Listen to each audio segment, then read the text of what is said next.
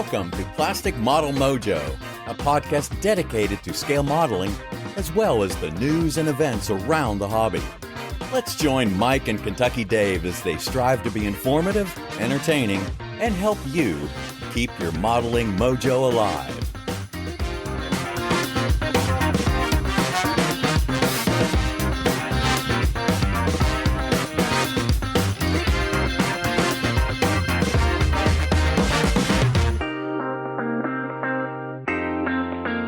Welcome to episode 156, everyone. And Dave, I think tonight we're striving to be warm and not complaining. Amen, man. I'm telling you what, it's nice to be warm. I hope our guest is warm tonight out on the West Coast, Mr. Jim Bates. Jim, long time. How's it going? It's going great because I moved somewhere that rarely has snow. Well, good. I'm glad somebody's warmish. I don't know if it's warm there, but it's probably not like it is here. It's cold for us. It's not as cold as you guys have. Well, I talked to Mr. Wallace today up in Ottawa, and he told me to shut up.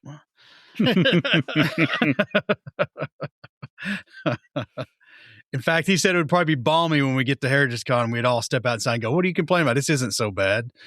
Yeah. I'm taking that as a promise, man. I hope it's balmy. Me too. Well, Jim, we're going to start with you, man. What is up in your model sphere? You know, it's amazing. I'm actually working on models again, which is kind of nice, but I think we'll talk about that later. Okay. Working on planning the February show in Seattle and getting excited for Heritage Con because I'm there, and I am really hoping we don't have a massive snowstorm that weekend because I don't want to be stranded in Detroit for 3 days. Or anyone else. Nobody does, Jim. Nobody does. Not even the Lions. Mm-hmm. True. I have this ridiculous fear that if I spend too much time in Detroit, I'll get turned into RoboCop, and I don't want that. Well, glad things are on the up and up, and we will talk about some of those things a little later. Dave, what about you? You know, my model sphere is kind of meh. I'm having trouble getting to the bench. Part of that is life, but part of it's also motivation, plus a few other things. But, I'm trying to struggle to really get off to a good start here in 2026. So we'll see if recording with Jim tonight can make that a little better. Maybe it'll inspire us all, Dave. Maybe. That's right. There you go, Jim. How about you, Mike? Trying to get this ship righted. Not that it was off course, but I think the holidays kind of kept us busy with other things. And I guess I didn't realize just how much forward planning I was doing. So when we took kind of a month and change off, it's kind of made us have to scramble to get things populated out a little further. And we still got some work to do there, but we're getting there. I don't know. There's a lot going on in my model sphere. Unfortunately, I can't talk about much of it tonight, but yeah, pretty much trying to get things planned out for the next few months, especially with the model show spotlights and then our feature episodes. So it's filling up. It's filling up pretty good now. So I'm feeling a little better about it. We got to get our cadence back. We talked about that offline. We just kind of, same thing, same reasons. We just kind of stammered a little bit, and now the holidays are over and we're trying to get our stride back in lockstep. We'll do it. Well, since we're recording with Jim tonight, I assume everybody has a modeling fluid in hand. Jim, do you have a modeling fluid in hand? I don't know, Dave. Let's listen. I want to be like you.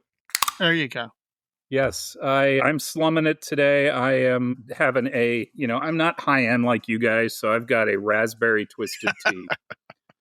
Okay, that can't. Hey, whatever floats your boat as far as modeling fluid goes. We're not enforcing any orthodoxy here. So raspberry twisted tea. Mike? Well, I think we're high end if you kind of think the bow of the Titanic was high end there for a few minutes. There you go. So I don't think we're high end, Jim. We fake it till you make it. Beer for me, Pilsner Urquell. I've got some. We made one last run to the grocery store before the white stuff started falling out of the sky, and I picked up some beer and going to finish off the 6-pack tonight. Smart move. Now, not all of it during this episode. I've been working on it for two and a half days now. We understood what you meant. Well, not everybody might. They think I'm Yeah. going for a new record on the podcast. Come on, Mike, knock back the whole 6-pack. What's Dave got? I've got, and this may be a repeat for me, I've got Voodoo Ranger Juice Force IPA. I don't know. I'm not sure if I know I've had this one before. I'm not sure it's been on podcast before. So I already know what to expect, but we'll get to that at the end of the episode. Well, I think we're all well within our comfort zone tonight. Yes, we are. Well, let's get some more comfort and take on some listener mail. Sounds good. Well, first up tonight is Larry Donovan from New Brighton, Minnesota. So he's up in Minnesota Twins country. Yep. And he wants to feel the pain about moving. So I guess we talked to Paul Gloucester there back before Christmas. And Right. Larry moved right before Christmas. Ooh. He's been shuttling back and forth between the new digs and the old digs since. Just the last 10 days or so, the winter's just stalled him, and his wife's been sick, and he just has a couple more boxes he needs to bring over to the new place where he can finally start working on a temporary bench location, kind of like Mr. Gloucester was doing. Yeah. So he can empathize with that. So he followed up again with a second email and wanted us to know that, like you, Dave, the only way he will ever move again is when they pry his rigor mortis hands off his Swan and Morton scalpel and his gallery airbrush. I'm there with you. I am not moving again. Jim, you staying put for a while? That's a good question. I might be moving this year. I might not be moving this year. I don't know what's going on. Getting a bigger place? Yeah, this is probably jumping ahead, but I'd like to add another hobby to the list that I don't do, which is called 3D printing, and I cannot do that in the location I'm in. So I'm trying to find a little bit more space. All right. Well, we'll look forward to that. Yeah. Well, our next email is from your neck of the woods, Jim.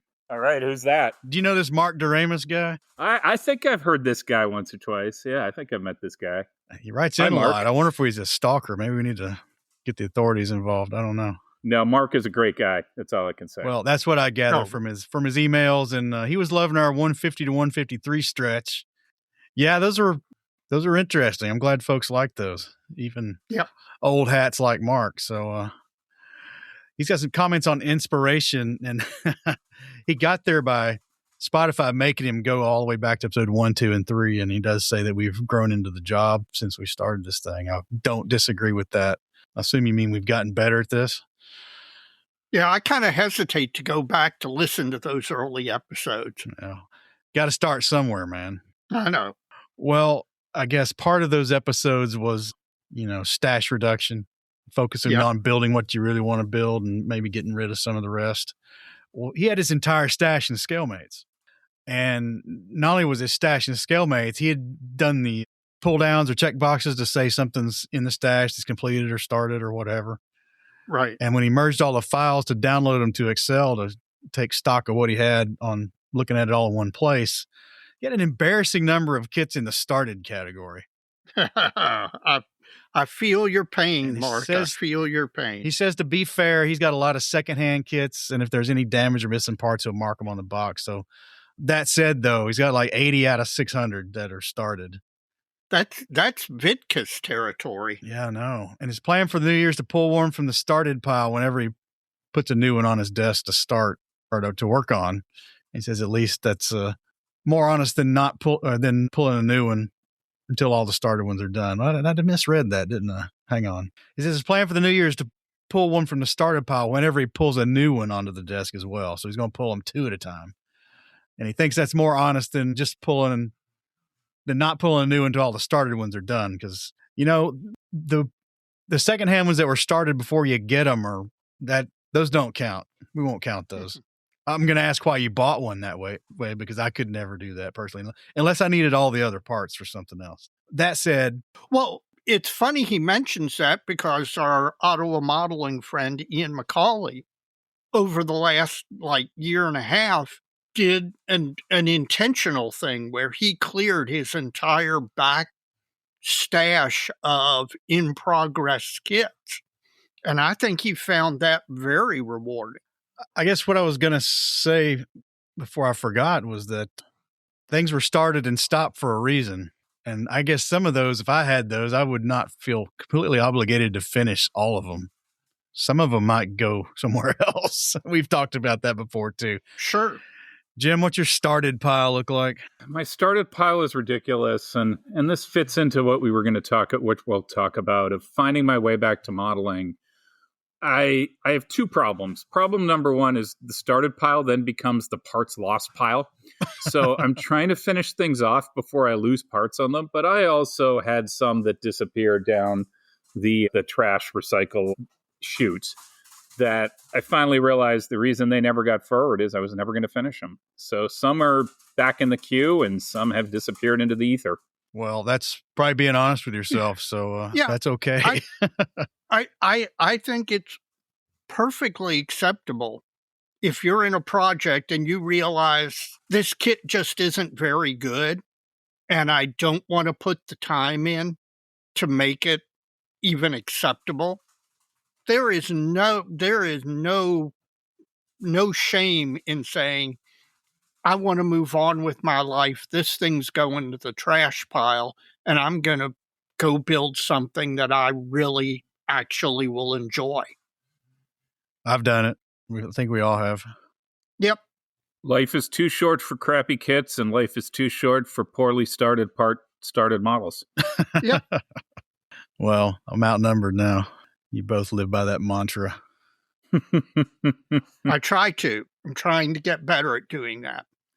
I can't believe you just accused the guy who owns half the Matchbox aircraft catalog of not building crappy kits. Oh, there's crappy and there's nostalgia crappy. Maybe those aren't the same. Maybe they are. I don't know. All in perspective. Well, moving on. Up next, Rock Rozak. Detail and Scale has a new book. Yes, they do. They have released part 3 of the P-51 Mustang in Detail and Scale. This one's going to cover the P-51Ds and all the subsequent variants, developmental history, all the later Merlin engine birds, all the experimental birds, widespread use of color photos. Detailed chapters cover all aspects of the aircraft with 215 photos in total, 205 in color. So there's going to be a lot of color in this one. Extensive scale modeling section, also with a lot of color photos, and 7 color profiles, courtesy of Rock Rozak, and 9 scale drawings and illustrations. The digital edition can be had for Amazon, Apple, Kindle, and Kobo for $14.99, and the print edition for $21.99. I guess this one's going to round out the P-51 series, Dave. Yeah, well, we've gotten a lot of good P-51 kits in 72nd scale recently, so this is going to be a welcome addition to go along with all those. Well, this is book number 23 in the Detail and Scale series, and it's their 38th book since rebooting the brand in 2014. So good on you guys. Glad it's working out. Yep, absolutely. Well, finally, from the email side of things, Dave, Don Gilman he's down there, College Station, Texas. Yep. And he sent an email with a bunch of ideas. So, I didn't make it to Louisville as I had planned, at least under the circumstances I had planned this weekend. So right. We still got a planning meeting to get off, buddy. And yeah, Don sent some interesting things that actually, they weren't exactly a lot of stuff we've been doing or thinking about doing, but a lot of them are kind of adjacent. So I thought it was really cool. So I've talked to Don a little bit. And Don, we appreciate all this stuff. We appreciate folks sending us suggestions like this. So keep it coming, folks. We do appreciate it. Yes, we do. Very much so. Well, Dave, that's the end of the email side of things. What's going on the direct message side? Well, I've got a few on the Facebook side, the direct message side. First, we got a ton of people reaching out, checking on us regarding the recent Snowmageddon. People from as far away as our friend, the Podfather, Dave Goldfinch out in Australia, and people just all over. So thank all of you who were thinking of us and reached out to check on us. That was very, very kind. Warren Dickinson reached out to thank us for mentioning him and his recent difficulties with having lost his wife to sudden and unexpected illness. He was very appreciative of our thinking of him and wanted to say thank you not only to us, but to all the other modelers who have reached out and said something. So that, it's nice to have that support group in time of need. Dr. David Geldmacher also reached out. Dr. Geldmacher had a scheduled surgery come up, and we were all waiting with bated breath, and he came through it great and was in the recovery room reading modeling reference material as soon as they moved him out of ICU. So it's good to hear that he's on the road to recovery. And although he's not going to make it to Heritage Con this year, we're hoping we'll get to see him at Heritage Con next year. Well, we'll see him before Heritage Con next year, I hope. Well, we'll see him at the Nats, but yeah, he wants to go to Heritage Con, and he would have this year were it not for the surgery and recovery. Well, maybe he'll be the modeling tornado now. He's going to have all this rediscovered energy. His condition That's slowly robbed him of that he didn't realize. That's possible. I hope so. Next, listener Carl Barrow, our Yorkshireman who's out in California, just reached out to thank us for mentioning the previous interaction. And we got to have a further interaction with discussing those Karaya kits, particularly ones in his collection that are related to Blackburn Aircraft Company. And it was just a really nice exchange, and one of those things, like I said, that's one of those pleasures that has come from this community. Finally, on the Facebook side, our good friend Bob Bear, who is Agent 004. Think so. I think he's number 4. Agent O. We'll have to go back and listen. We need to write this crap down. I did. Keep going. Okay, good. That Bob reached out to just simply let us know that he was available to help us. He has been a great help to the podcast in the past, recording intros and stuff like that and ads. And he just wanted us to know that he was available to do that for anything we had. And I told him that you and I we've been thinking along those lines, and that we're going to take advantage of his generous offer here in 2026 to do some changes and refreshes. You got any more, Dave? That's it.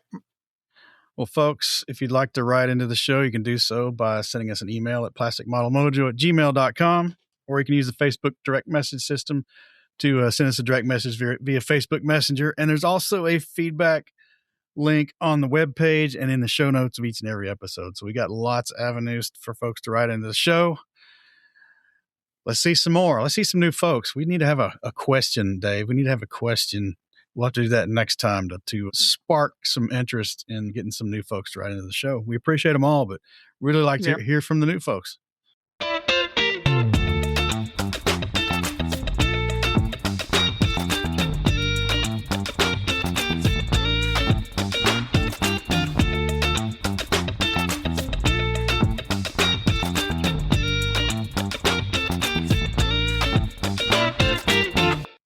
Well, we've swizzled things around. Still, we're going to stick to this format, which means we're going to get to the main segment at the front end of the episode. And we got a few things to talk about here. And Jim, one of these was your suggestion, because you're getting back into modeling after a situation I guess you're going to tell us about how you got out of modeling.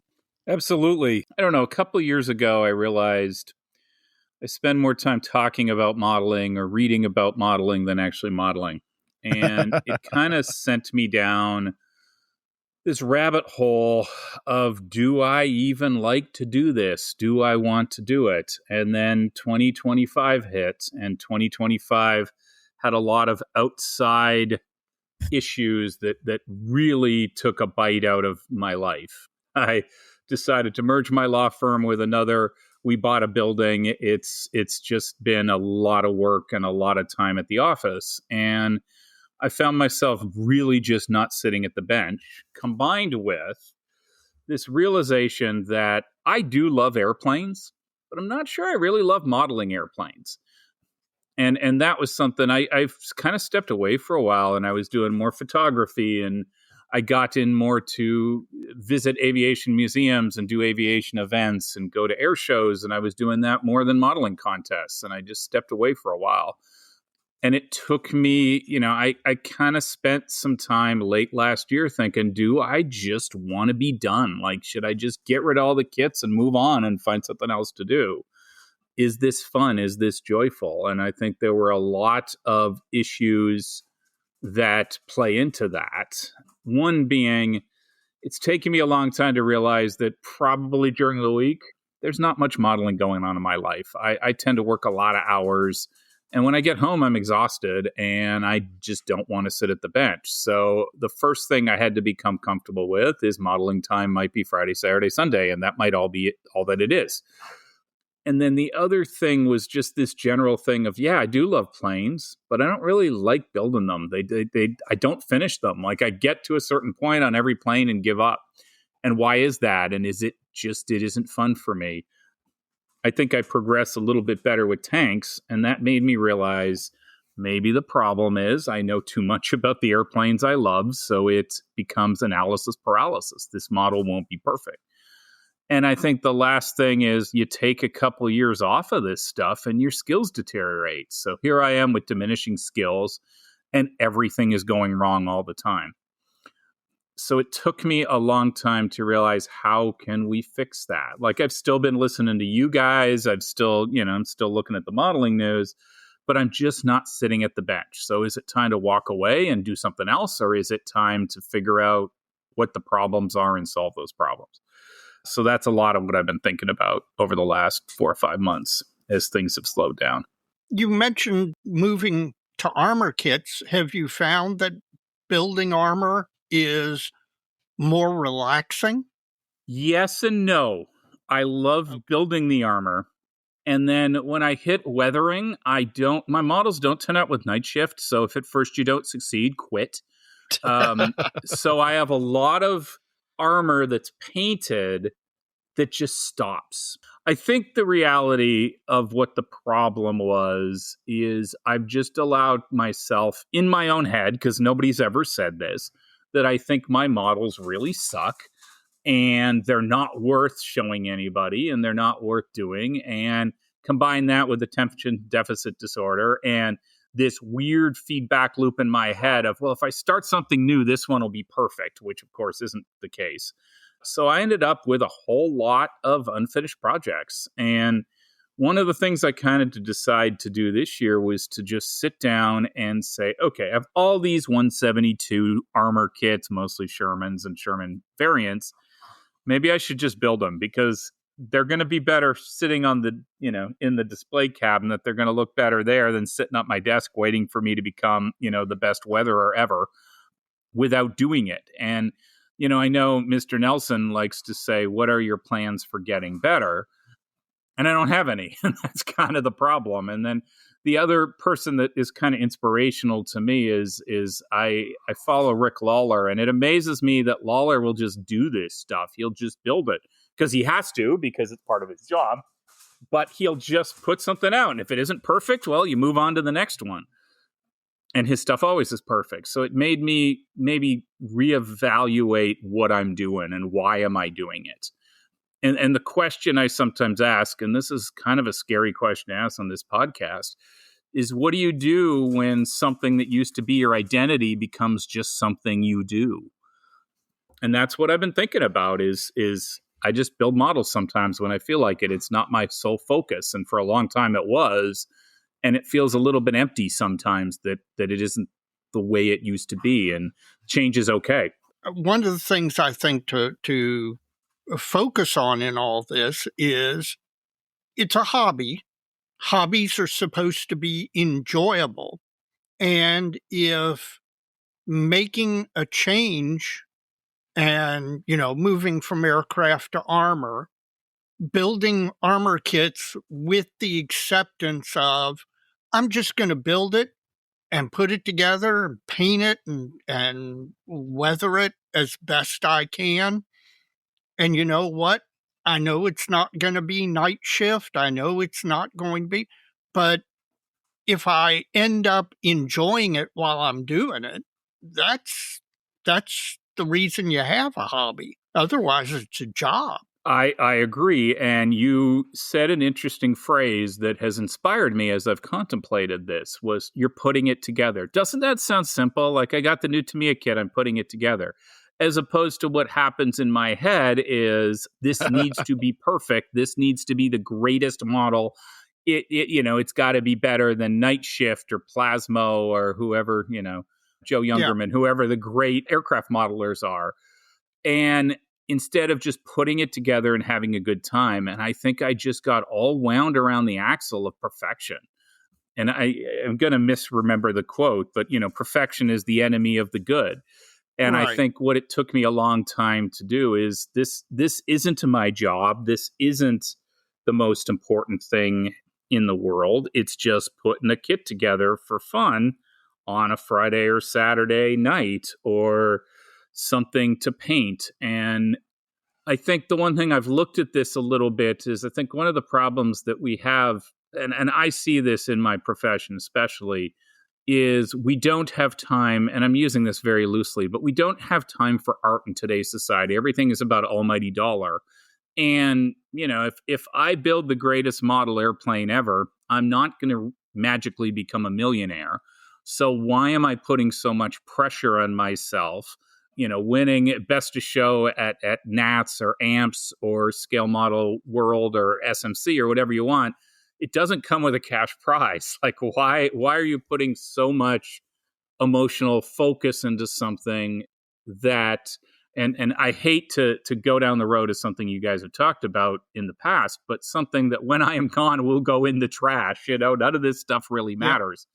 And in some ways, that was a little bit freeing if it will allow me to say, like, one of the things, I've got a couple model cases in my living room. I'm sort of looking at them now. I don't really look at my models once they're done. So why do I get so torqued off if they're not perfect? And then the corollary to that is 2 years later, when I go look at the one I hated when it went in the case, now I kind of look at it and I'm like, that looks pretty good. Like, why was I so negative when I finished it?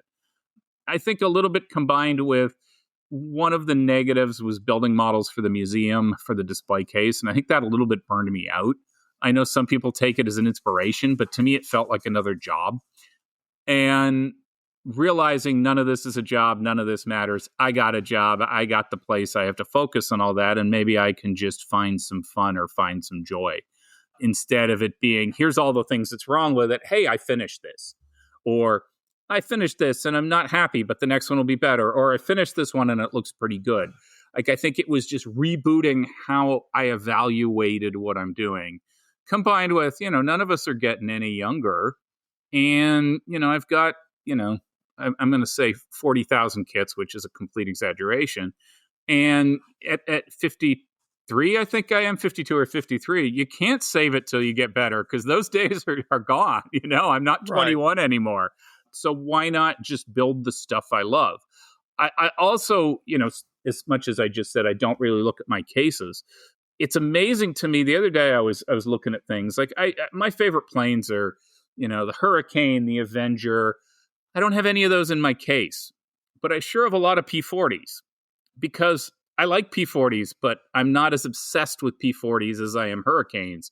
So apparently I can build P40s. And I was actually talking with Steve Sauvé one day and realized I've built most of the 72nd scale P40s, but I haven't built very many of the Hurricanes. And I've sure got a lot of Armor Hurricanes, and none of those ever got finished. So once I put something into it's an aircraft I love, it just seems to disappear. And kind of the last straw, Dave, was when you and I were doing that Hellcat, and it wasn't fun. Like, I know the Edward Hellcat's a good kit. There's nothing wrong with it. I should love it. I like the Hellcat. And I just didn't really want to sit down at the bench and build that anymore. So it went in the box. And that was kind of the deal breaker, for lack of a better word, of why am I not enjoying this? What is the problem here? I realized, just because somebody asked me this, I didn't use my airbrush in 2025 at all. Like, just never did it. Never got anywhere close. I glued some stuff together, but that was kind of the end of it. Oh, man.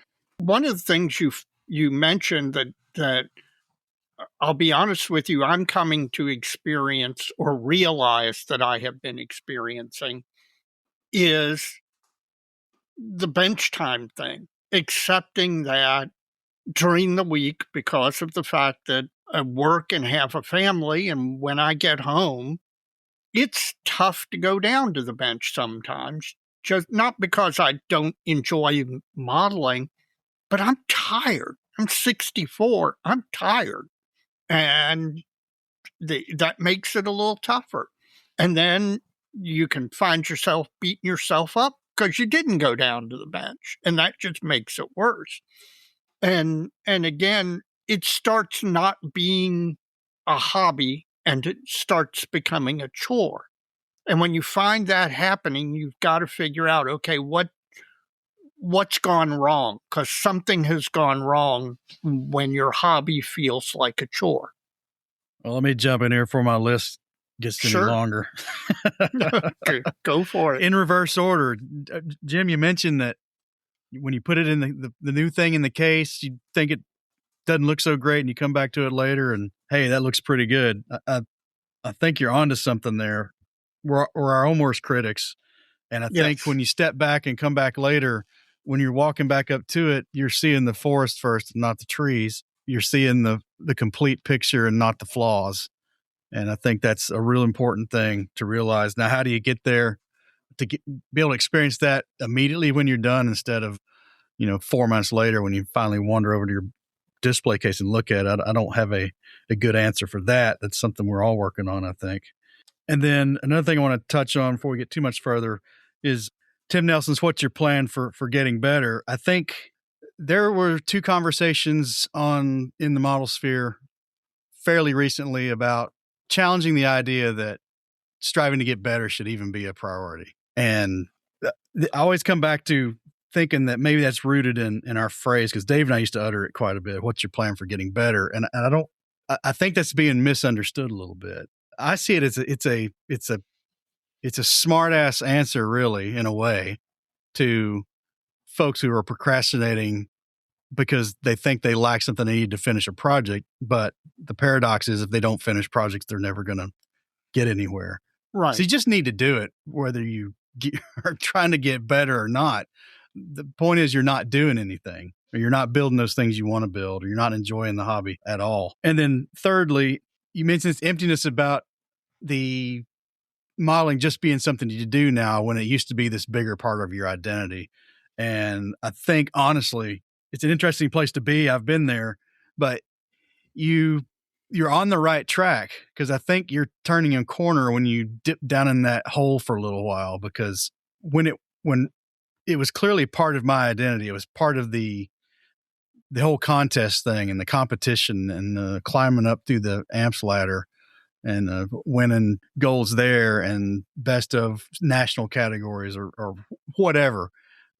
And then, there's a whole shift in the hobby kind of philosophy of weathering and all that. And I just didn't adapt, and I just realized this wasn't any fun anymore. And I didn't model for a long time, much as you are. I'm reading modeling books. I'm still buying stuff, thumbing around every now and then, but I just had too much wrapped into what I thought I was getting out of that. And then if you can't attain the thing, or even feel like you can't attain the thing that you want at the end, then it makes it even trying to do it at all seem not any fun anymore. So I think you're on the right track, that if this just becomes something you do and it's for you and it's for your own entertainment, I think you're gonna get some of this back, Jim. I think that's a natural progression through maybe overthinking the hobby or having, like you say, it's too much of your identity. Yeah, you can be this guy who's an attorney who also builds models, or do you want to be known out in the community as like this super duper model guy? And I think me coming back down and realizing that, if I was going to enjoy this, it's going to have to be for myself and chasing these aspirations that really in the end aren't worth much. Like you said, you're not going to become a millionaire because you cranked out this great model. So maybe you need to chill like you're chilling and just figure out what you do like about the hobby and do it for those reasons. Does that make any sense? Yeah, I think it makes a lot of sense. And I think that's kind of where I've been is, I used to do my Scale Canadian TV. I used to blog, but we'll talk about that later. I always used to be thinking, well, can I turn this into an article? Can I do this? And I think it just puts me in a place that it became, I think Dave's got a good point. It became a chore. It became something that I didn't love. And I think that's what I'm trying to get back to is I think joy is a good word. There's a Lucinda Williams song, I Don't Want You Anymore, You Stole My Joy. And that kind of felt where I was. You stole my joy, I want it back. But it wasn't, her song is directed to a third party, but it was me. I stole my own joy.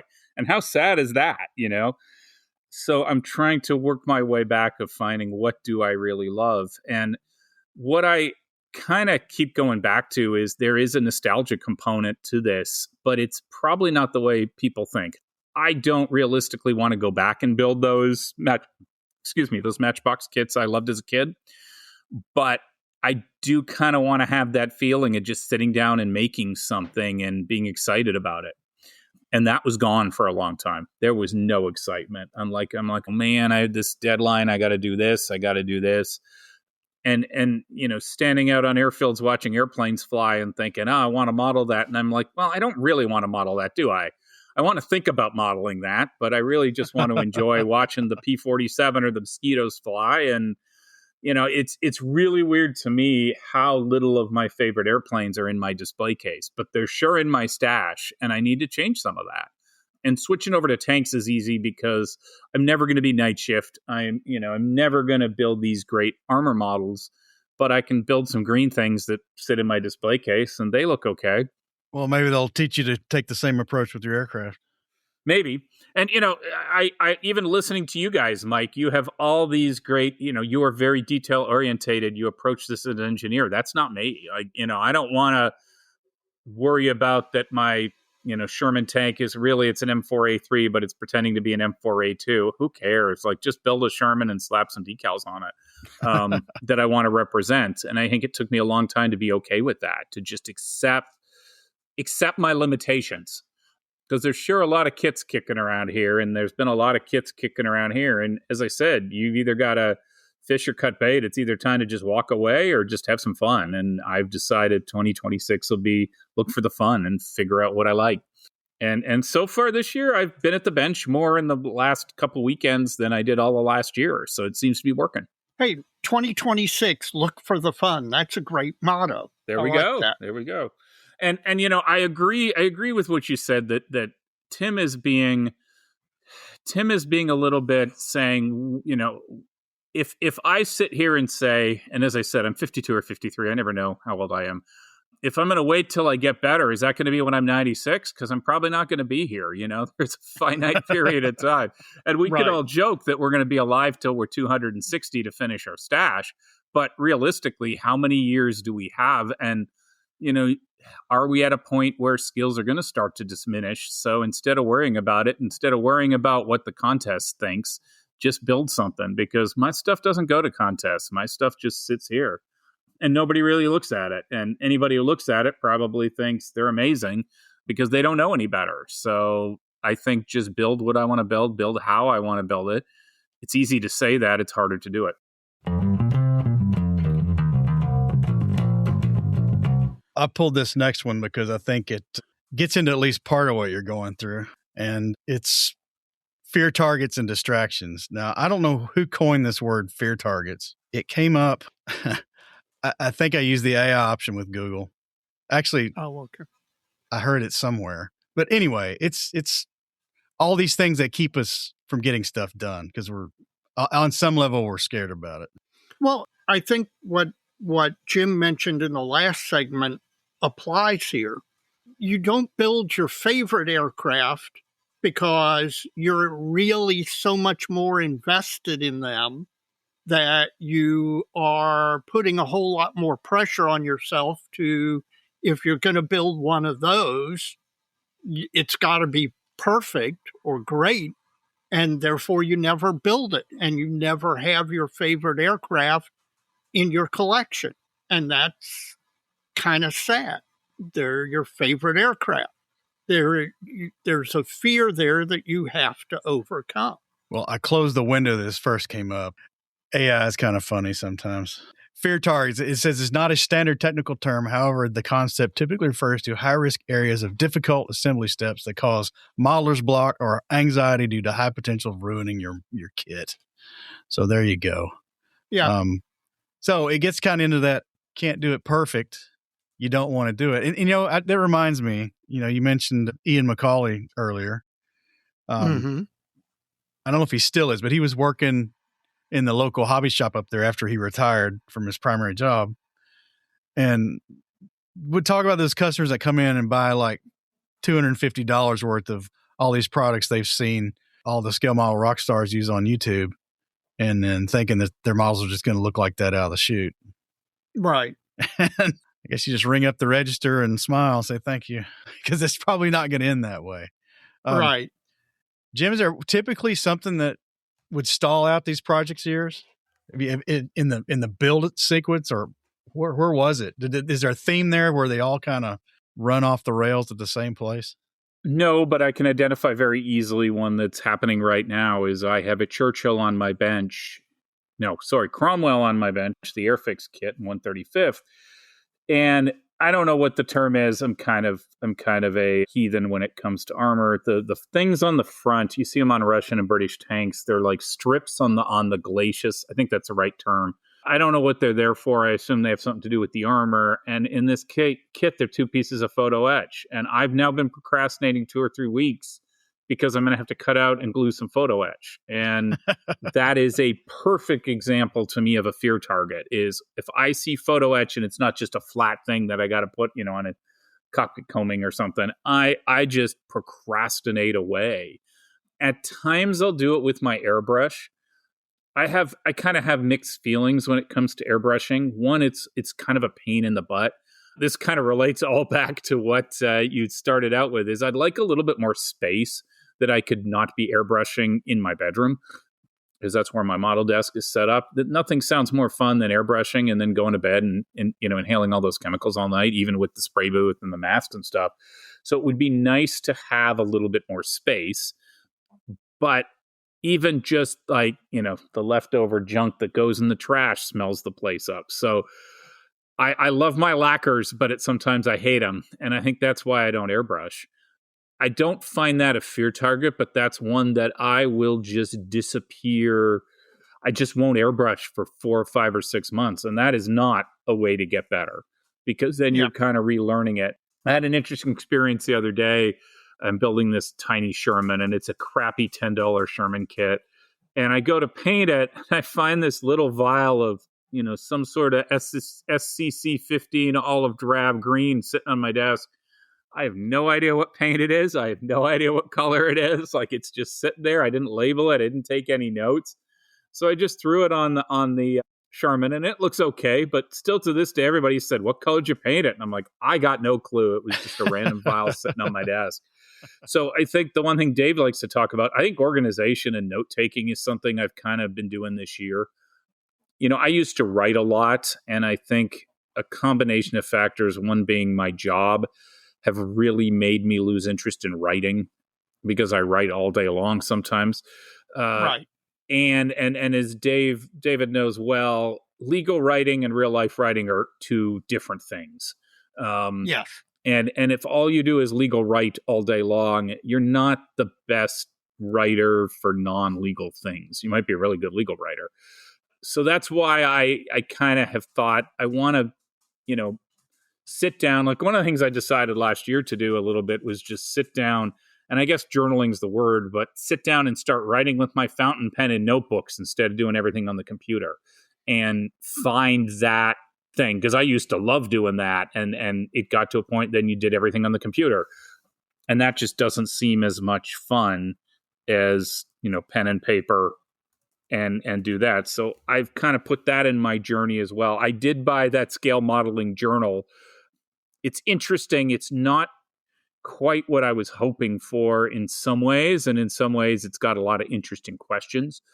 I'm still trying to figure out the best way to do my note-taking for scale modeling, and I haven't got the answer yet. And it's hard. It's hard, to work all these things in together. I notice in non-scale modeling, it's much easier to sit down and write a page or 2 or 3 than it was 6 months ago when I started this project. That's interesting about the writing, because it's a known thing that writing on the computer, even for journaling, does not carry the same cathartic weight that actually putting pen to paper does. So Yeah, I agree completely. So what you need to do, Jim, is you need to print. I don't know if you write in cursive or if you print, but if you print, you can get you a program to scan all that crap in and put it in the computer for you. Then you can edit it easy, and you'll have it written by hand and edited on the computer and go from there. Maybe. I don't know. I'm putting ideas in your head. Well, usually, like, and I know we're going to talk about this in a little bit. I've started doing more blogging again, just because I can give myself, and I'm doing a little bit like an assignment. I can give myself an assignment to say, okay, an example I did recently is I got a little jar of what I think Spencer Pollard said was chrome. Okay, write some words about this. It's an assignment. How can you make this interesting? How can you, hey, this is chrome. Chrome is fun. Paint chrome, and not just do that. And that was one of my recent blogs, was just to try to be more creative in how I present my ideas. I've long said, and I don't have the answers for this, but I do find a lot of the modeling journalism exceedingly rote. And I think there is a way to make it more creative, but I don't see it in many magazines or many, even blogs. Like, I think blogs are a little bit better. But if you pick up most modeling magazines, be it tanks, airplanes, everything, you can pretty much guess what the article is going to say in many ways. Like, you can kind of plot it out in your head. And is there a more creative way to do this? And kind of my thought process is make it a little bit more personal of what are your thoughts and experiences while you're doing this, rather than I glued, part 23 and part 26 together according to the instructions. And the first thing I did was assemble the cockpit.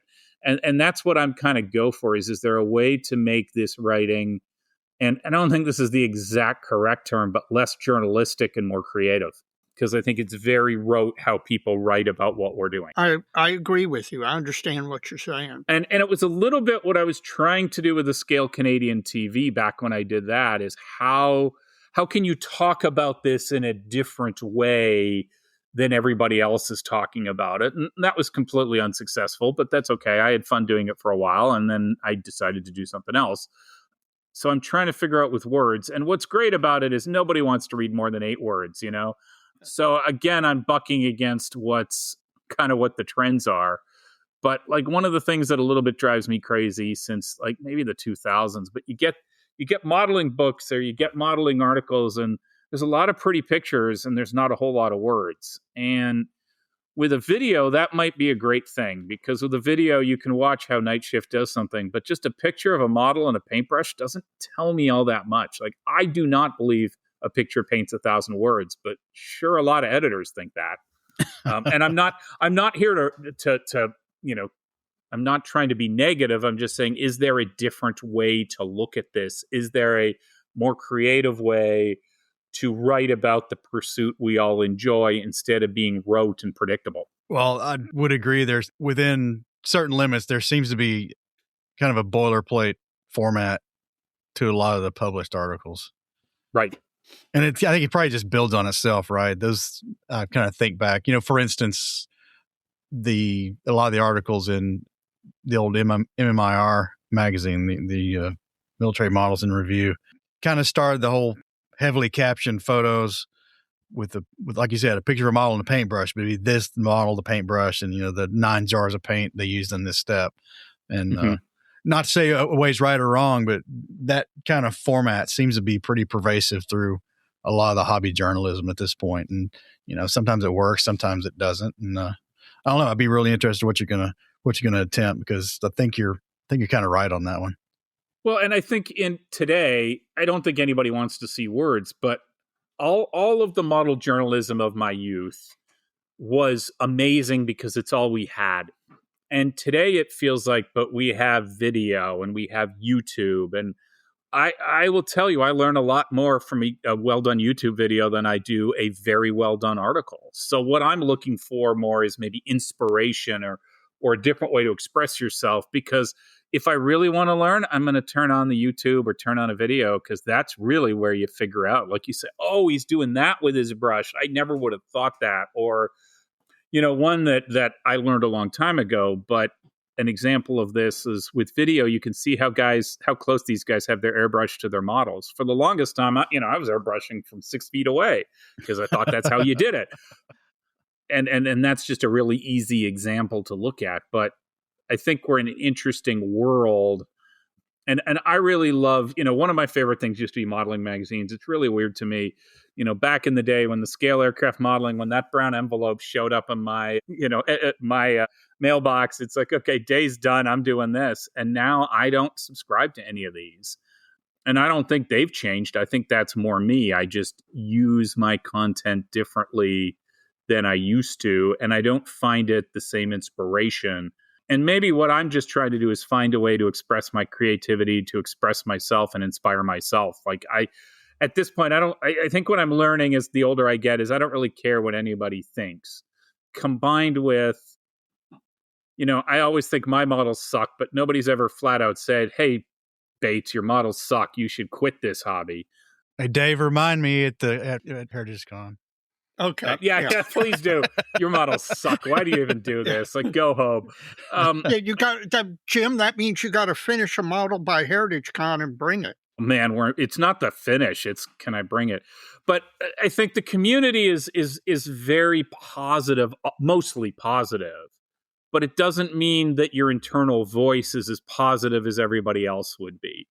And I think what I'm trying to do is write my internal voice so that I'm not, for lack of a better word, psyching myself out before I start. Because, I've got the new Tamiya F14 and going in, my F14 is not going to look like Luftie's F14, Yeah. But on the other hand, it'd be nice to have an F14 sitting on my shelf. Neither do the Navies. I only quote Top Gun every day. So, I should have that there. And I think it's bad standards of comparing yourself to others. And I don't know if this has become more inward focused or just letting my brain, letting the negative voices tell me I'm not good enough when there's no evidence to support that. Yeah, I think that's where you got to get to, man. And I think you will. You just got to stick it out. Yep. That's a big part of it is not when you have those times where you're not feeling it or feeling down, is getting through those and working through those. Well, an example on the little Sherman I just did. So I was all excited. It's Friday night. What does Friday night mean? Hey, it's time to throw some Mr. Surfacer on a model. That's what Friday nights are for. And so I woke up and, I get up pretty early. I take the dog for a walk. I realize, well, there's about 8 feet of dust on this little Sherman kit, so I better wash it off. So I threw it under the tap and put it out on a paper towel. And I'm gone for 12, 14 hours at the office. I get home at, 7, 8 o'clock at night. I'm like, this is awesome. I'm going to, start spraying the Mr. Surfacer. I mix up my Mr. Surfacer. I am all excited, throw it in the airbrush, start spraying, and then I'm like, why is there water all over this model? And then I realize, oh man, doofus, you didn't make sure there's no water inside the model. So clearly some water had got trapped inside the model. It's now, as soon as I'm putting on the paint, leaching its way out, ruining my paint job. And in the past, that would probably make me quit, throw it away, and move on to something else. And I just put it aside, let it dry, realized, well, I can strip this paint and start over again, which I did. And now I have a green tiny tank. So instead of just letting myself get psyched out, I just moved on. And this tank isn't going to win any awards, but it'll be in my display case and it'll be better than sitting on my bench in bare plastic. And you're not building it to win any awards. Right. Yeah, that's not the goal. This was just a $10 little thing that I bought for fun that, I also... Don't gloss over that because it's important. You're not building it to win an award. Right. Because if you were, you would have quit, right? Right. I would have quit. And is this going to be perfect? No. Can you see where I screwed it up? Not really. I'm sure if you really look real hard. But I also, one of the things I like about approaching armor is I don't know about as much about armor. So I kind of approach it a little bit like science fiction is, oh, I got 3 pictures of Canadian Shermans that have this, this, and this. Well, I can put that into my model. I don't have to slavishly recreate a certain photo. I can if I want, but I don't have to. And that's been really freeing for me because in aircraft, I slavishly need to create a photo and then I spin out of control. Well, I've only got the left side of the airplane. How am I going to model this now? I don't have the right side. Instead of just guessing, then I just spin out of control and give up.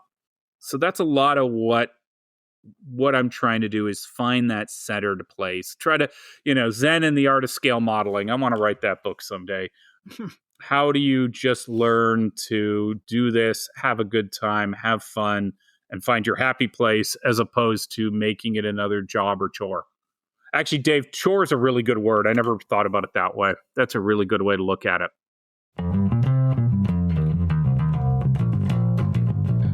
Well, we kind of went from fear targets back into Jim's blog. And Jim, once you say anything else you would like to say about your blog, I know you've fired it back up again and you're trying there, but folks going to need to know where to find it. And then kind of segue into this show you do have coming up. All right. Well, the blog is www.scalecanadian.com. There's no TV in that. What kind of happened is for a long time I did this blog. I started it way back when. And then I started doing the video and I just lost interest in blogging. And then I decided, the video actually was done for a specific reason. I did it because I wanted to prove my skills professionally, which is weird to say because nothing I did was overly professional, but it was a way to get better about talking to a camera, get better about talking to people. And I figured out that I'd accomplished my goals. And then I just disappeared for a while. And nowadays, I just realized that I like words more than video. I'm never going to be a guy who can do like Kovacs or Plasmo and make these amazing, hands-on videos. More power to anybody who can do that, even our buddy Panzer Evan. That I think that's a skill set I don't have. And I always wanted to do that, but it was hard work. And, I'm basically lazy. So I like my words. So I kicked the blog off again the first of the year. I think they've got 3 posts up. Nothing earth-shattering, but I'm just trying to work through my creativity and how to do that. And I'm not going to be, inch and say I'm going to blog every day. You'll probably see it around weekends. I've been thinking a lot about what Stephen Lee used to do with more in-depth stuff. And I'm thinking about that a lot is there stuff there is there anything I can contribute? I also understand one of the other reasons I stopped doing the Scale Canadian TV is there's a lot of people out there doing a lot of content creation about scale modeling. And then I realized, does anybody care what Jim Bates has to say? And I'm not really doing this for anybody else. Again, I'm doing it for me to try to create a more creative approach to writing. So that's the blog. As opposed to the other thing we want to talk about. So if you're free on Valentine's Day and you got nothing to do, we're having a show the 14th and 15th of February at the Museum of Flight. I've been on here many times before talking about it. It's Model Mania. We do things a little bit different here. We take over the Great Gallery of the Museum of Flight and try to get 1,000 or 2,000 models on the table. This is a display-only show. We've got a couple of awards, both picked by the curator, which I think sometimes drives people crazy because the curator picks things he likes. It's not necessarily saying this is the best built model. This fits the ethos of what he's looking for or the shows. So that's the first thing. This year, we've got a couple interesting things doing. We're really lucky. I'd mentioned it before. Rick Lawler is going to do his AK lab. I know for sure on Saturday, I think Saturday and Sunday, where he's just going to be sitting at a table and trying to show everybody how AK products work. I will absolutely be there looking for instruction on gouaches. We've got a full slate of seminars on everything from Gundams to some research stuff to why volunteer at the Museum of Flight. And I guess this year we're going to have Aoshima with a small table. I guess they've got some 1/32nd scale cars that they're looking for some feedback on. So you can come look at those and give them some feedback of if these things would be popular with car modelers. I don't know much about cars. I did notice they have a Lamborghini Countach, and I remember that as from a kid. I don't know if that was Cannonball Run or what movie that was in, but I remember that in a movie. So we just get together. There's modelers working. We're going to have some club tables, no contest. Basically, it's just 2 days of introducing the hobby to the people the civilians who come through the Museum of Flight, maybe expose a few people and just celebrate the joy of our hobby and have a good time and not have to worry about judging and not have to worry about all these other things. And sometimes one year they had over 3,000 models on display. We will never do that again. But usually we hover between 1,000 and 2,000 models. And it's just you'll see people have tables of the first thing they built to the last thing they built. And it's kind of fun to watch their journey. And it's all genres. It's all everything. Our special displays are Project Canceled, which is aircraft that didn't quite make it. And we always have the Gundam clubs that come out and do a good display of their Gundam models. And that really seems to inspire the public. Well, Jim, I can't tell you the number of times I've heard women say, what I really want for Valentine's Day is for my significant other to take me to an aviation museum and see a model display. So you all are doing a valuable service. I would say, Dave, that's probably why I'm single, because I think that sounds like a good idea. But we won't go down that road. Well, I'll tell you what, I'm not making it this year, but one year I am going to make it out to that show. You and I are going to go hang out, maybe catch a Kraken game, and go to that show because it sounds fantastic. Well, and I know, Dave, your big complaint is we don't have vendors. But I would like to point out that Skyway Model Shop in Renton is about 10 minutes away, and they'll be having a 20% off sale all weekend.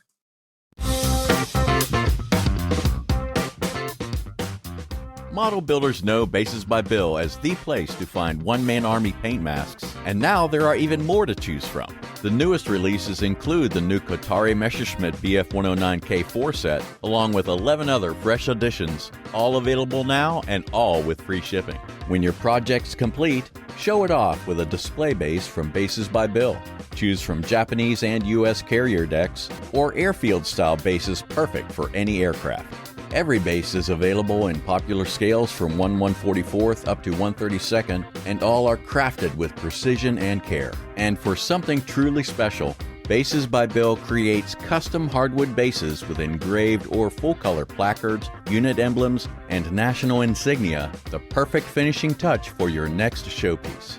Visit basesbybill.com because there's always something new at Bases by Bill.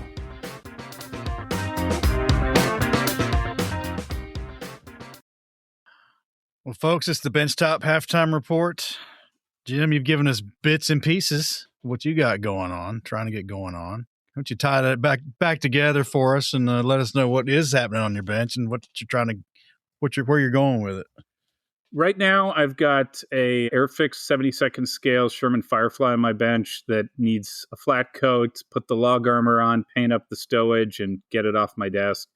I'm probably not going to try to weather this one. I've got a the tiny tank, the cheap M4A1 that I do want to, it served in Italy, so I kind of want to dust that one up. We'll see how that goes.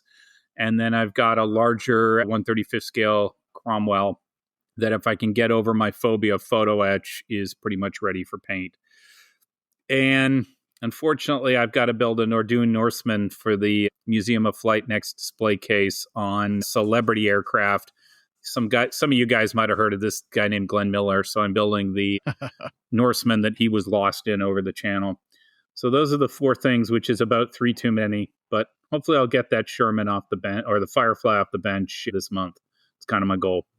Now that's a newer Airfix one, isn't it? That's not from their vintage classic line. That's a newer kit. It's probably 5-10 years old. They did it as a real kit, which I know some people claim it's a little, probably a little lacking in detail compared to a Dragon kit, and certainly compared to like a Vespid, or who makes the other amazing 72nd scale armor, Vespid and Flyhawk. It's nothing compared to those, but it's a nice kit. And the M4A1 is some company called Forces of Valor. I don't even know who these are for, but I picked it up from one of your sponsors, Squadron, for like $10, and it's not terrible. Other than, unfortunately, the rubber band track snapped when I was trying to clean them up, so got to find some new tracks for it. But I had a Heller kit handy, and I think it'll solve that problem. Anything else? No, that's about it. That's more than enough, eh? Yeah, I think so. Dave, what about you? Well, like I said, I have not been to the bench as much as I had wanted to. I am trying to push this Hellcat over the finish line. Unfortunately, it's been nearly a month decaling this aircraft, and that's ridiculous. It is, but it is. I mean, given the combo of the amount of time I have to model in a given week, and given certain limitations that I face that make decaling a little harder than it might be for some people, it is what it is. And I like it. I like what it looks like. I like it. I'm happy with the results so far. Now, what I don't want to do is what Jim mentioned, is I don't want to hit one of those points where I hit it and there's, let's say, weathering, because Jim mentioned weathering with his armor models. That I don't want to get all the decals on and then just stop because I'm too afraid to move forward with weathering. The Hellcat isn't one of my favorite aircraft. And so one of the things that's been a little freeing here is I don't care quite as much. And that may actually help me get this thing finished. We'll see. But that's pretty much all I've been working on. And then I have dragged one off the shelf of doom, the Platts T33, which I had, and I thought back, I think this project is pre-PMM. I think it is too, because I don't ever remember you talking about that plane. It is at least 6 years old, probably 8 years. Hey, Dave, that project was in the state I last saw it and the last time I visited your house. When was that? 1986? And not that old, but it was. It's about 8 years ago, I think. And I got this thing. The Platts kit is a really good kit. I got it all the way to primer and then stopped. Well, now I have a use for it. And so I dragged it off the shelf of doom, and I am hopeful that I'm going to be able to get this thing finished and finally get it done and get it displayed. And I'm happy to have a reason to pull one off the shelf of doom. What's the reason? It fits into the Septemberist group build for the Nationals up in Fort Wayne. I have a really great picture, or actually, thanks to Dr. Geldmacher, several really great pictures of an Indiana Air National Guard T-33 in bare metal, no less. Okay. So we'll see. Okay. We'll see. Makes sense all of a sudden. Yes. How about you? KV-85 is still kind of in a holding pattern. So I get a little more work done on this Musaru thing. I did order some brass barrels that I need for the turret MG.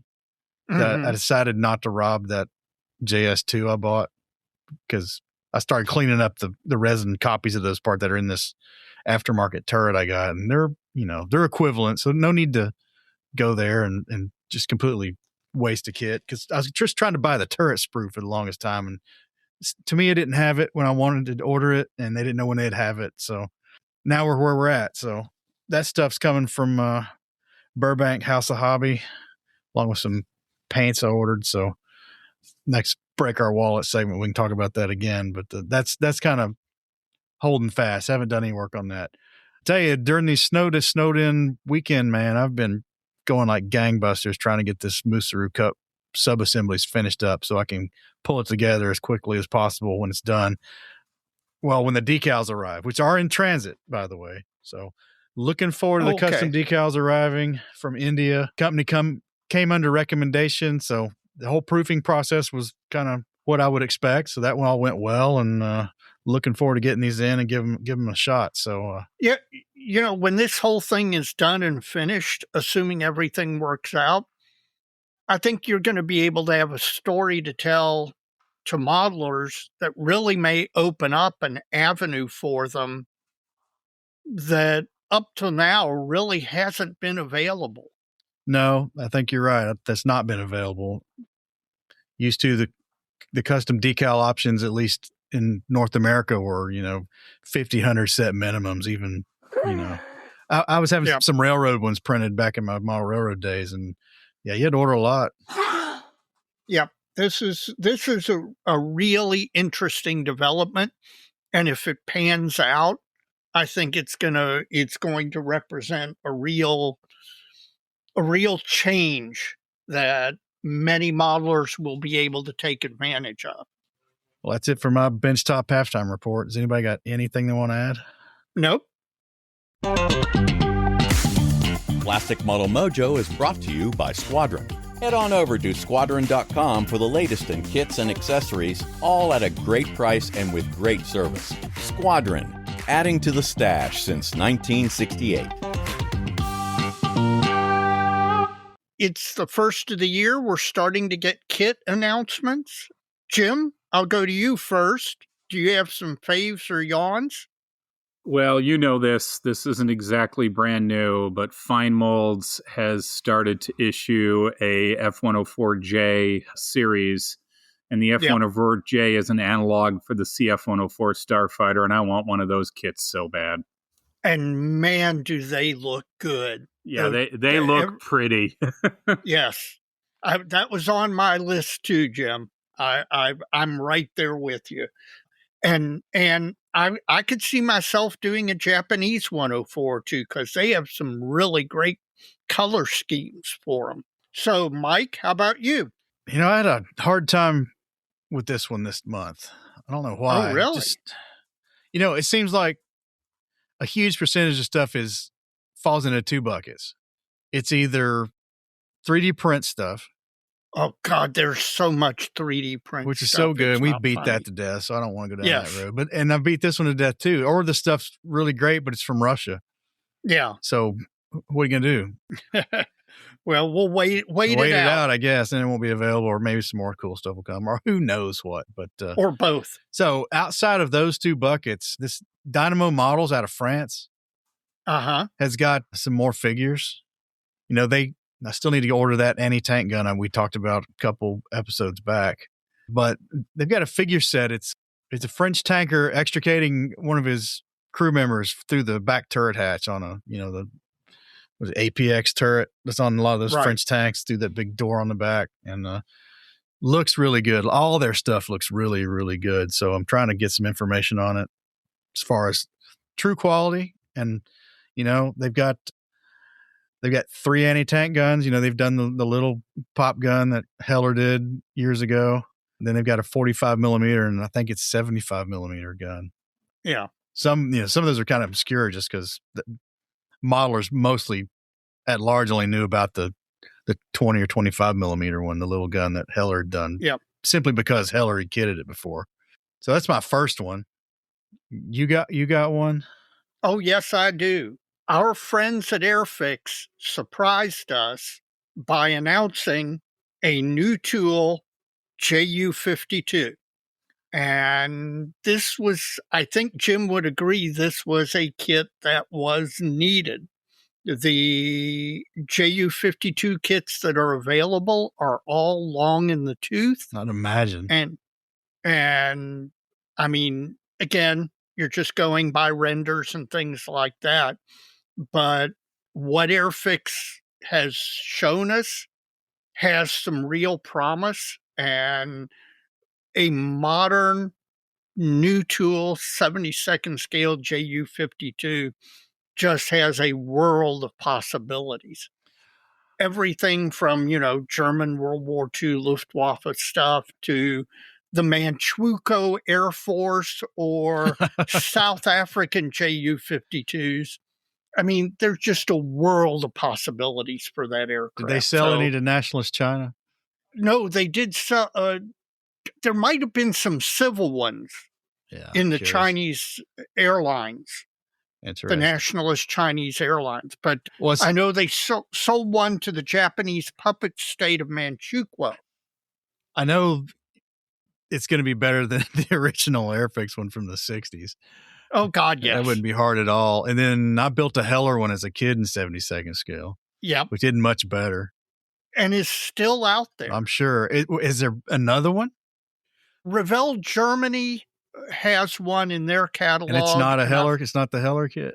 I can't remember whose molds it is. Have to look on ScaleMates. Italeri, maybe? Well, it could be the Italeri kit. Yeah. Yeah. So, yeah, this should be a popular one, that's for sure. Mm-hmm. Jim, you got another one? Well, first, I'm going to disagree with you, and I'm going to go off on a tangent for a minute or two. We Go ahead. Don't really need a new JU-52. Okay, maybe you're right, but I would have preferred a Ford Tri-Motor or a Privateer. But that being said... Agreed. I wouldn't argue with either of those. That being said, now please write in a postcard, and I know the kit's not out yet, but one of my longtime goals is to build the single-engine JU-52 that flew in Canada in the bush, and it didn't have a radial. It had some Jumo. It had some inline engine on the front. But what's always put me back, talk about fear, is how to take the engines off the wing and reskin them so they look okay. I still fear this kit will come out, and I still will not buy one, and I will not do the Junkers JU-52 I've wanted to do forever. My second one is, again, Airfix. Forget that JU-52. They're doing a new tool, 72nd scale Canberra bomber. Yes. Which I don't know how they haven't done a new tool of that since the 70s. Like, that just to me screams Airfix. So I'm very excited about that one. That was another one that was on my list, Jim. I'm sorry. That's okay. He blocked your JU-52 and stole one of your others. Man. I am happy that there's people other than me that are excited for these kits. I don't know if you'll swing back to me, but I live in utter hope that someday somebody will do a 1/35th scale Canadian built Grizzly Sherman. Come on, TACOM. You know you want to. You're damn close. Do a real Grizzly in 1/35th. Heck, I'll even take a border Grizzly. Mike? Well, before I put out another one, I don't know if you guys will mention it because it's the wrong scale, but Airfix kicking out another 48 scale Phantom. Yes. That's a British Phantom. That's a big kit for them. That is. But Mini Art's also kicking out an Opal Maltier. Yes, they are. Which is interesting because the Dragon one wasn't too terrible. And I'm curious what they're going to do here with this one because it seems like they always do something they can get a lot of mileage out of. Right. And, after I put out the kits on my list of hopeful projects for the coming year, that Panzerwerfer 42 on the Opal Maltier. Dragon put out some line art that I was hoping was a joke until last week. And then Ron Volstad published something on Facebook about tightening up the line drawing a little bit before he starts painting it. So looks like that's a real deal. At least the box art's in the works. I wonder if Mini Art's going to go that route, or they could do workshops, ambulances, flak bedded Maltiers. Yeah, or all of the above. And it could be interesting because they have probably 80% of the running gear from a universal carrier if they do the Opal Maltier. Because that's where all that mess came from. Yep. Those were Dunkirk captured vehicles that were repurposed. So I don't know. That'd be cool. It would. Or they could do a Panzerwerfer 42 that's got 9,000 parts. How about that? And you'd like that. I don't know if I would or not. You got another one, Dave? Yes. Hobby Boss has announced a PLAN, which is the Chinese Communist Navy, Type 93 Shang class SSN. I like 700 scale submarines, particularly modern 700 scale submarines. And the Communist Chinese Navy is an underserved area in that regard. So I'm happy to see this. Now, it's Hobby Boss, so it will probably be way more expensive than it should be. I don't care. And yeah, I'll pick one up. The road to completion on those things is short. That's one of the nice things I like about them. All right, Jim, you got another one? I am all tapped out, eh? All right. Mike, you got another one? Yeah, I'm going to jump on the Airfix train here. All right. Chugga choo choo. In 35th scale, FV 603 Saracen armored car. Mm-hmm. Interesting. Those were on the news a lot growing up as a kid with all the mess going on in Northern Ireland during my childhood. So it's probably going to be a popular subject amongst the UK crowd, and it's interesting vehicle. It's not very pretty, but interesting nonetheless. It certainly has character. It does. It looks like a hog. It looks British. They did a lot of armored cars. Yes, they did. And they're all really interesting. This one's interesting. I assume this is probably a lot of their unique armor kits. Their acquired kits are Academy tooled. Right. So we'll see. Like their Cromwell. Yep. Yeah. So I assume this one probably is too, but really looking forward to see what this one's all about when it finally hits the shelves. Well, I've got one more. Okay. And that is S model out of China in 72nd scale is going to release a Matilda 2. I just like the Matildas. It's not going to be very big in that scale. No, it is not. But how many come in a box? Apparently just company? One. No, just one. But I like the Matildas. I was happy to see the Matildas getting the love, and I'll get it. I'll get it when it comes out. You can waltz the Matilda. Exactly. Plastic Model Mojo is brought to you by Model Paint Solutions, your source for Harder Steenbeck Airbrushes, David Union Power Tools, and laboratory-grade mixing, measuring, and storage tools for use with all your model paints, be they acrylic, enamels, or lacquers. Check them out at www.modelpaintsolutions.com. Folks, you know the drill. When you're done listening to this episode, if you would please rate us on whatever podcasting app you're listening on, give us the highest rating.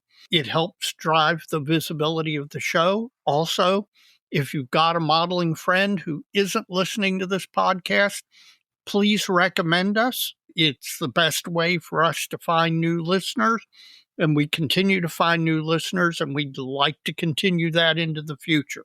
So recommend us to your modeling friends. And check out all the podcasts out in the model sphere by going to www.modelpodcast.com. That's Model Podcast plural. It's a consortium website set up with the help of our friend Stuart Clark from the Scale Model Podcast up in Canada. I reached out to him today to see what's up with him right now, and I'll let everybody know what I hear back when he gets back with me. But you can go to his website there that he's created and find the banner links to all the other podcasts and pick and choose. Or it's a good place to go. Find them all in one view. So check it out. In addition, we got a lot of friends out in the model sphere doing blogs and YouTube stuff, and some of those. Well, one's our guest tonight, Jim Bates, a Scale Canadian. You can check out his blog that's recently reconstituted. Just add water. Thank you very much. Good luck with that. We hope you have some longevity there. Yep. I'm getting tens of hits. All right. Check out Panzermeister 36, Mr. Evan McCallum on YouTube. He's got a great YouTube channel. Armor modeling and some railroad modeling is going to help you get your models weathered. So, Jim, you can go check those out when you go dust up that Italian Sherman you got, Italian campaign. What else we got, Dave? We got Stephen Lee, Sprue Pie with Frets, great long and short form blog. He's been cranking out some railroad stuff lately. But, yes, he has. He's got proclivities towards 72nd scale. So if you like the small scale stuff, you're going to want to check out his Sprue Pie with Frets. And you can really double down on 72nd scale because you're going to want to check out our friend Jeff Groves, the Inch Eye guy. He's always cranking out the content, 72nd scale centric modeler, our friend up in Indiana. So check out all those. And finally, Dr. Paul Budzik, Scale Model Workshop, just put out one on using machinist rules at the workbench. Yeah. And I really like that one. So I did too. I'll let him know. In fact, I mentioned that to you, how much I mean, it's not a very long video, but it makes some really interesting and important points. and has some recommendations for different manufacturers. And I think that's really important. You're getting just an honest take on the products based on somebody who actually uses them. And we almost forgot Chris Wallace, the model airplane maker. Yeah, you can't forget him. We wouldn't have any place to stay in Hamilton if it wasn't for him. That's right. So check out his blog and YouTube channels, Model Airplane Maker, on YouTube and his blog. So check out all these folks. A lot of great content. If you are not a member of IPMS USA, please consider joining the national organization. It's a great group of modelers who volunteer their time to serve their fellow modeler and help keep clubs and contests and displays all running smoothly. In addition, if you are an armor modeler or post-1900 figures modeler, the Armor Modeling and Preservation Society, AMPS, a good organization of guys who are dedicated to advancing the art of armor modeling. And I know Mike and I are looking forward to going to the Nationals for AMPS up in South Bend this year. It's funny that both AMPS and IPMS are having their national shows in Indiana this year. So I'm not sure that's ever happened before, and I don't know when it'll ever happen again. But it's interesting that both are having them in the great state of Indiana this year. Hey, Jim, we're at the end of the episode. How's that raspberry twisted tea doing? It's doing great.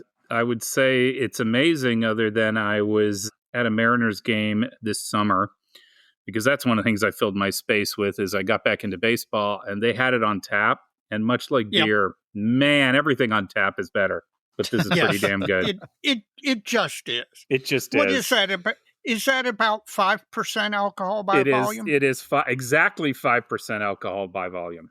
Yeah, I thought it was. So, Mike, how's your? Well, I know your Pilsner or Kel's going to be good. The 6-pack is gone. The beer was good. Easy on the palate. It won't mess you over. It's pretty mild too. The Voodoo Ranger, I've got the Juice Force IPA, Voodoo Ranger Juice Force IPA. I've got a little bit left. It's great, particularly if you like a beer with a little bit of a citrus forward element. This is very citrus forward. I will tell you that my wife really enjoys this particular beer because of that.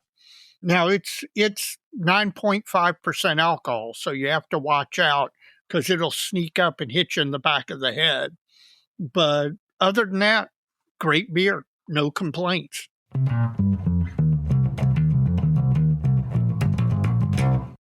We are at the end of the episode now, and so all that's left are the shout-outs. Mike, you want to do a shout-out? Yeah, I want to shout out all the folks who have chosen to contribute to Plastic Model Mojo through their generosity. Folks like Rob Willis, our most recent donor. We really appreciate this. We've set up several avenues to do this, and all those avenues can be found on the website under Support the Show tab at www.plasticmodelmojo.com. We got a lot of plans this year, and all this helps. So check into it. If it's something you think you might want to do, we'd sure appreciate it. And of course, we're not charging anybody for anything here, and we don't expect it, but it is truly appreciated, and it's really helping us get this out to you folks. So thank you very much. It is. Jim, do you have a shout out? I'm going to go off the reservation here. I'm going to shout out the Montreal Canadiens so they beat the Las Vegas Golden Knights tomorrow night and make Dave sad. Well, we'll see.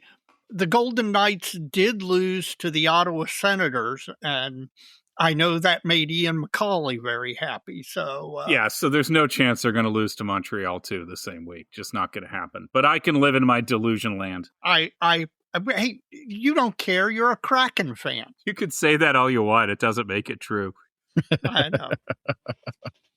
Well, my shout out this month is to someone we've already mentioned, our friend Chris Wallace. Chris is a great guy, a great modeler who has a great YouTube channel.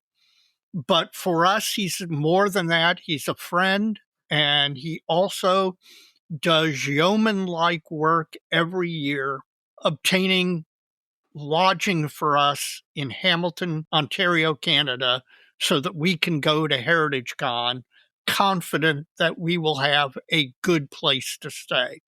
And it looks like he may have topped himself this year. And I am really looking forward to the dojo experience at Hamilton this year. Thank you, Chris. Thank you for putting in the work. Well, I'll pile on that one just a little bit before we close out here.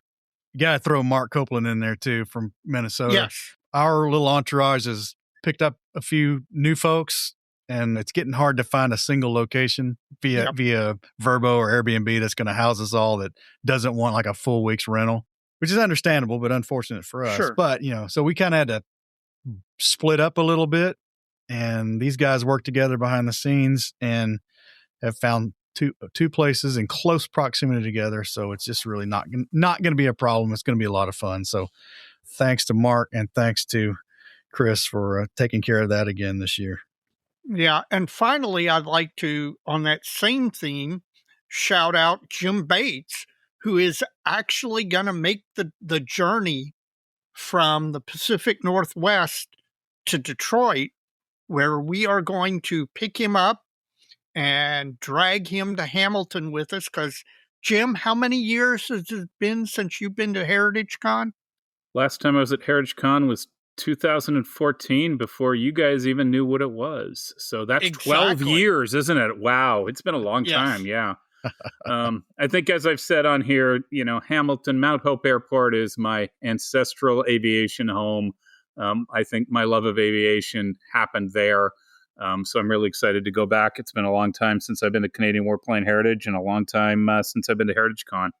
I think you will be very impressed by what they've done with the museum in the last 12 years. I'm looking forward to it.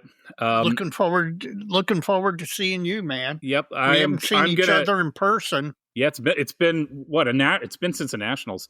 Yes. I want to add two more shout outs. One is, you've already mentioned them, but I just want to say, get well, Dr. Geldmacher. I'm looking forward to seeing you soon. And of course, I want to shout out you guys. Thanks for having me on. It's been a while. All right. We better wrap it up, guys. You got it. As we always say, Dave. So many kids. So little time. Jim, thanks for joining us. Thanks for having me. No problem, Dave. I'll see you soon. Got it.